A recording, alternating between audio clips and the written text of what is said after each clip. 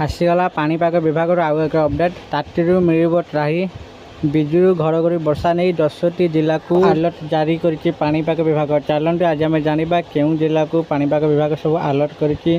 तेणु वीडियो को आरंभ करने पूर्व आपण मानक मोर अनुरोध आम चैनल को सब्सक्राइब कर चलतु आज भिडियो को आरंभ करवा। राज्य में पुणी बढ़ ताती आसंता 3 दिन भितर तापमात्रा 2 ରୁ 4 डिग्री बढ़ा नहीं आशंका रही।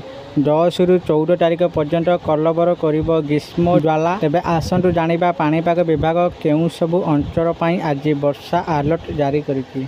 आभ्यंतरीण ओडिशा रे निया वर्षा को उपकूल रे गरम गुरुगुरी असंभार हेबो। जदिओ किछि स्थान रे काल बैशाखी जनित वर्षा हेबो मात्र विस्तृत अंचल रे एहार प्रभाव पड़िबनी। आईएमडी रु मिलिथिबा सूचना अनुसार आगामी 2 सप्ताह पई विस्तारित पूर्वानुमान जारी रहिछि। एही आकलन अनुसार 10 ରୁ 14 तारीख पर्यंत राज्य रे तापमात्रा 38 ରୁ 41 डिग्री सेल्सियस रही पारे। स्वाभाविक ठारू 1.6 डिग्री रु 3 डिग्री पर्यंत अधिक रही पारे। आसंता काली ठारू किछि स्थान रे ग्रीष्म प्रभाव हिट वेव एवं केतेक स्थान गरम और गुरुगुरी नहीं नाकेदम करिवो। आज विशेषकर किछि स्थान मध्यम धरणर वर्षा हेबार संभावना रही। सही जिला गुड़िक है मयूरभंज, बालेश्वर, केन्दुझर, कोरापुट, रायगड़ा, गंजाम और गजपति। यही सब स्थान में बिजुली घड़घड़ी सह वर्षा हेबार संभावना रही।